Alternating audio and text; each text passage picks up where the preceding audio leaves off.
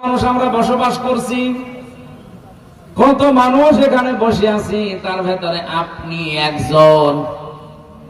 আমি মাঝে মাঝে যখন একা একা একটু বসে বসে চিন্তা করি, আল্লাহ তোমার যে সৃষ্টির ভূগোলের যে বিষয়গুলো তুলে ধরা আছে একটু পড়ি, তোমার যে বিশাল বিশাল সৃষ্টি, তার তুলনায় আমি হামজা, আমি তোমার নজর।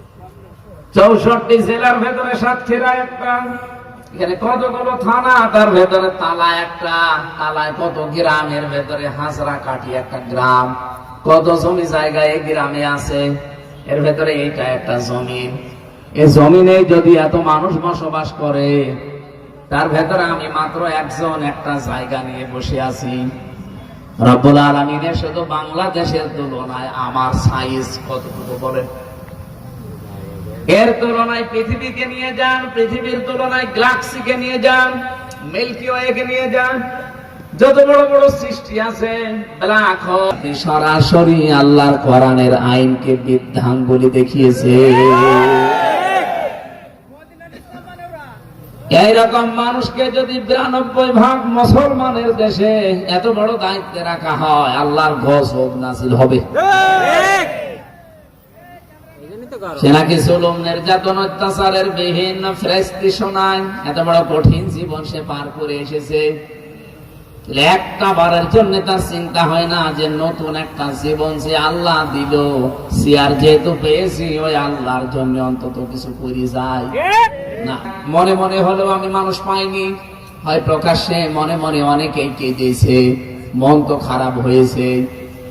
মন্ত্রী মশাইয়ের সামনে ঘটনাটা বলার সঙ্গে সঙ্গে উনি দাঁত কেলিয়ে হাসতেছে। আপনার বিবেক কি সত্যি মরে গেছে?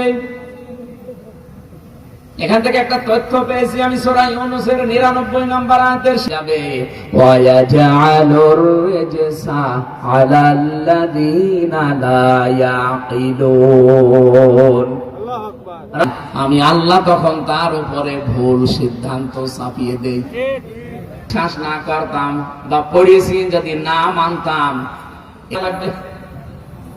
কিন্তু আমি তো কোরআনের আয়াত 100 ভাগ বিশ্বাস করি।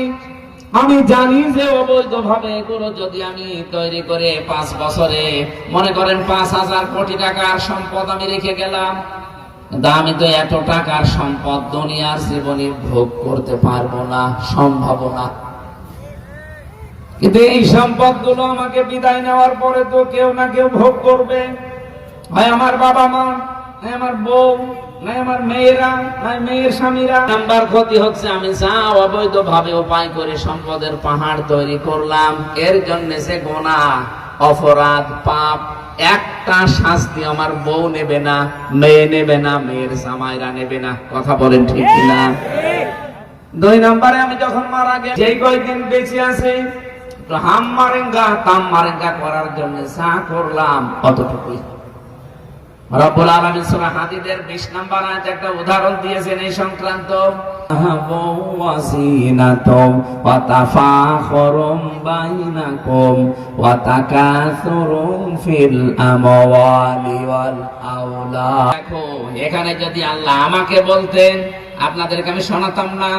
ইলামু, বহু বছর আমি যেমন আছি, মাওলানা মোজাম্মেল হকও আছে, উনি যেমন আছে আপনিও আছেন। সুতরাং এই আয়াতটা সবার জন্য, সবাই মিলে জ্ঞান দিয়ে, জ্ঞানের চক্ষু দিয়ে, দৃষ্টি দিয়ে, অন্তর্দৃষ্টি দিয়ে জেনে রাখো। কি জেনে রাখবা? কেবলমাত্র দুনিয়ার জীবনটা খেলাধুলা, রং তামাশা ছাড়া কিছুই না। আমি একটা জেলখানায় এত বেশি পড়েছিলাম, 3 বছরের ভেতরে আমার মনে হয় এই আয়াতটা কমপক্ষে 500 বার আমি পড়েছি। এই আয়াতটা আমার খুব বেশি জীবন পরিবর্তনের সহায়ক। আল্লাহ বলেন দুনিয়ার জীবনটা পুরা খেলাধুলা, রং তামাশা, ধোঁকাবাজি। অনেক উদাহরণ দিলেন এইভাবে, ওয়াসিনাতুন ওয়া তাফাখুরুম বাইনাকুম ওয়া তাকাসুরুম ফিল আমওয়ালি ওয়াল আওলাদ। দুনিয়ার জীবনে